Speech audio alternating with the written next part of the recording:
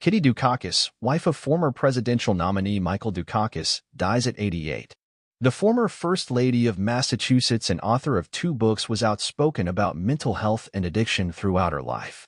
Kitty Dukakis, the author and former First Lady of Massachusetts, has died. She was 88. Kitty, who was married to former Massachusetts governor and 1988 Democratic presidential nominee Michael Dukakis, died with family at her side on Friday, March 21. Her son, John Dukakis, told WBUR. Her cause of death, John, 66, told The Washington Post, was complications from dementia. Kitty, born Catherine Dixon on December 26, 1936, in Cambridge, Massachusetts, was raised in a Jewish family. After graduating high school in the nearby town of Brookline, she briefly studied at Pennsylvania State University, ultimately dropping out and marrying her first husband, John Chaffetz Sr. during their 4-year marriage. The couple moved around and had one son, John Jr.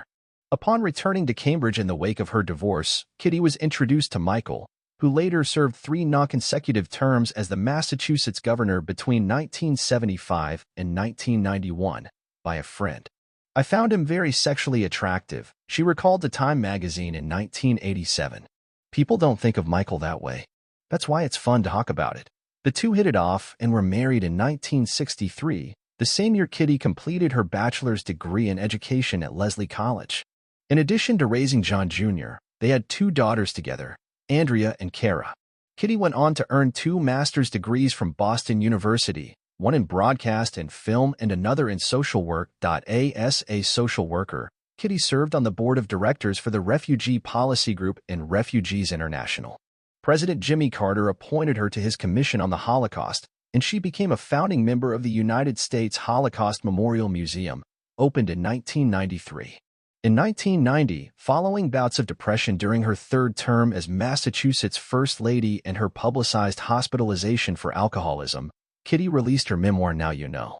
The book openly discussed her struggles with drinking and mental health, as well as the disappointment from Michael's landslide defeat in the 1988 presidential race, when he was the Democratic nominee against Republican Vice President George H.W. Bush.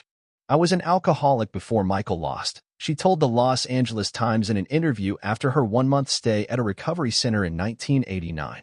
But while the campaign loss pushed her over the edge, she clarified, "One event does not make one an alcoholic."